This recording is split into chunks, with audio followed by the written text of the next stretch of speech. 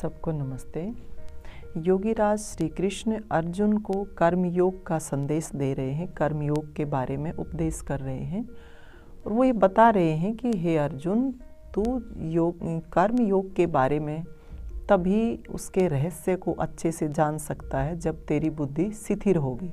शिथिर बुद्धि वाला व्यक्ति ही कर्मयोग के रहस्य को अच्छे से समझ सकता है। तो इसी बात को लेकर के अर्जुन योगीराज कृष्ण से एक बात पूछते हैं कि जो स्थिर बुद्धि वाला जो व्यक्ति होता है वो किस प्रकार का होता है। और यहाँ स्थिर बुद्धि के साथ साथ एक शब्द और आया जिसको स्थित प्रज्ञ कहा जाता है, यानी स्थित प्रज्ञ स्थिर बुद्धि वाला व्यक्ति कैसा होता है। तो एक श्लोक के माध्यम से अर्जुन क्या पूछता है योगीराज श्री कृष्ण से कि स्थित प्रजस्य का भाषा समाधिस्थस्य केशव स्थित धी किम प्रभाषेत किम आसीत वर्जेत किम। कि हे केशव, ये जो स्थित प्रज्ञ जो व्यक्ति होता है, स्थिर बुद्धि वाला जो व्यक्ति होता है, उसका लक्षण क्या है। 3 बातें इसमें पूछी गई हैं कि वो क्या बोलता है, कैसे बैठता है, कैसे वो चलता है। इस पर योगीराज श्री कृष्ण अर्जुन को समझाते हैं कि वो व्यक्ति ऐसा होता है, उसका लक्षण ऐसा होता है कि कैसा कि प्रजाहाति यदा कामान सर्वान पार्थः मनोगतान आत्मनेव आत्मा तुष्ट स्थित प्रजस तदो उच्यते। कितनी सुंदर बात यहाँ पर कही गई है कि जो स्थिर बुद्धि वाला व्यक्ति होता है, स्थित प्रज्ञ जो व्यक्ति होता है वो कैसा होता है, और वही कर्म योगी बनता है, वही कर्म योग के रहस्य को अच्छे से समझ सकता है। आप देखिए जो गीता है, गीता पूरी तरह से एक आध्यात्मिक ग्रंथ है और यहाँ जो कर्म योग के नाम पर एक दिव्य कर्म करने की प्रेरणा दी गई है। और दिव्य कर्म क्या कि पूरी तरह से अपने आप में स्थित होकर के जो कर्म किया जाता है वो कैसे स्थित प्रज्ञ कहलाता है। तो यहाँ क्या कहा, हे पार्थ, जब मनुष्य एक शब्द आया अपने मनोगतान कि मन में उठने वाली सभी कामनाओं को प्रजाहाति त्याग देता है, कि मन में उठने वाली जितनी भी कामनाएं हैं, वासनाएं हैं, इच्छाएं हैं, सब को जब वो त्याग देता है और उसके बाद क्या, आत्मनेव आत्मा कि वो वह अपने से ही अपने आप से ही अपने आप में संतुष्ट रहने लग जाता है, तो वह स्थित प्रज्ञ कहलाता है, वो स्थिर बुद्धि वाला व्यक्ति कहलाता है कि अपने आप से ही अपने आप में संतुष्ट हो जाता है। कितनी बड़ी बात यहाँ पर कही गई है, इसको समझना बहुत आवश्यक है। 2 बातें मुख्य रूप से बताई गई हैं। पहली कि जो व्यक्ति अपने मन में उठने वाली, मन में पैदा होने वाली सभी कामनाओं को त्याग देता है, और दूसरा अपने आप से ही अपने आप में जब संतुष्ट रहने लग जाता है तो व्यक्ति स्थित प्रज्ञ कहलाता है। अर्थात उसके जीवन में कोई भी किसी प्रकार की कमजोरी नहीं रहती, ना वो किसी व्यक्ति से, ना किसी पदार्थ से, किसी भी चीज़ से, दुनिया की, संसार की किसी भी चीज़ से वो प्रभावित नहीं होता। वो अपने आप में ही रहता है, अपने आप में ही संतुष्ट रहता है। तो जो व्यक्ति ऐसे जब सांसारिक वस्तुओं का दास नहीं होगा, किसी भी व्यक्ति वस्तु पदार्थ में वो फंसेगा नहीं, तो वो अपने आप में स्थित प्रज्ञ कहलाएगा, स्थिर बुद्धि वाला व्यक्ति कहलाएगा। और इसी बात को आगे बढ़ाते हुए अगला जो लक्षण बताया है, दुखेश्व अनुद्विग्नमनः सुखेशु विगत स्पृह विगत राग भय क्रोध है स्थित धीर मनोरुच्यते। कितनी सुंदर बात इसमें कही गई कि जिसका मन कितना भी दुख आए, कष्ट आए जीवन में, कितनी भी कठिन परिस्थिति क्यों ना हो, लेकिन कभी भी बेचैन नहीं होता। दुख में कभी जब किसी व्यक्ति का जो है मन बेचैन नहीं होता, उद्विग्न मना कि बेचैन नहीं होता, सुखेशु विगत स्प्रिय है, और जो सभी सुखों से जिसकी लालसा मिट गई है, कोई भी किसी भी सुख के प्रति, सांसारिक सुख के प्रति, संसार के जितने भी बाह्य पदार्थ हैं उनसे मिलने वाला जो सुख है, उस सुख से जो अपने आप को अलग रख के चलता है, उसकी कोई किसी प्रकार की लालसा नहीं रहती है। और आगे कहा कि राग, भय और क्रोध, इन तीनों से जो मुक्त हो चुका है उस व्यक्ति को, यहाँ का एक शब्द और आया है, स्थित धीर मुनि उच्यते, कि ऐसे स्थिर बुद्धि वाले व्यक्ति को मुनि कहा जाता है। अब जो व्यक्ति सांसारिक चीज़ों से प्रभावित होता रहता है, दुख में दुखी रहता है, सुख आए उछलने लग जाता है, तो उसकी जो बुद्धि है वो चलायमान होती है, उसकी बुद्धि चंचल होती है, और ऐसा व्यक्ति जो है बड़बड़ाने लगता है जब उसको कुछ मिलता नहीं है।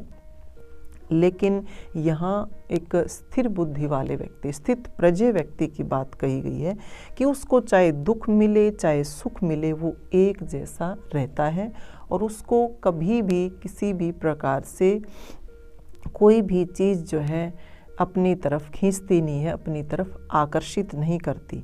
तो जो व्यक्ति असंतुष्ट रहता, अशांत रहता, उसको वाचाल कहा जाता है। और जैसे यहाँ प्रश्न किया गया था, अर्जुन ने प्रश्न किया था योगीराज कृष्ण से कि वो कैसे बोलता है, तो यहाँ ये कहा कि वो अपने आप को बिल्कुल शांत रखता है, स्थिर रखता है। और जो व्यक्ति स्थिर होते हैं, शांत होते हैं, वो ज़्यादा बोलते नहीं हैं, उनके अंदर वाचालता नहीं होती। मुनि शब्द आया कि वो कम बोलने वाला होता है, जब आवश्यकता होती है तभी वो बोलता है, वो उसके अंदर जो है स्थिरता होती है। और आगे क्या कहा कि जिसने अपने जीवन से राग, भय और क्रोध को दूर कर दिया।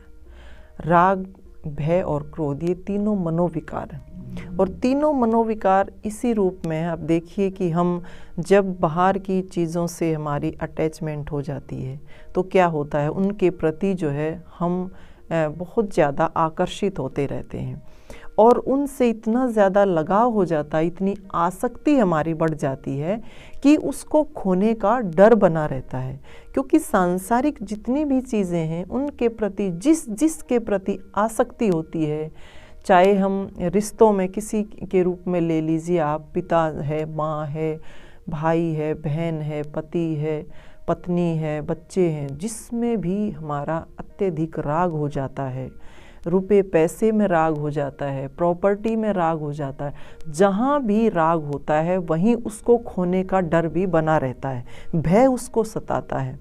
और जब उससे जिसके प्रति राग है उसको कोई छीनने की कोशिश करता है, भय तो है ही, छीनने की कोशिश करता है, उसको दूर हटाने का जो निमित्त बनता है उसके प्रति हम क्रोधित हो जाते हैं।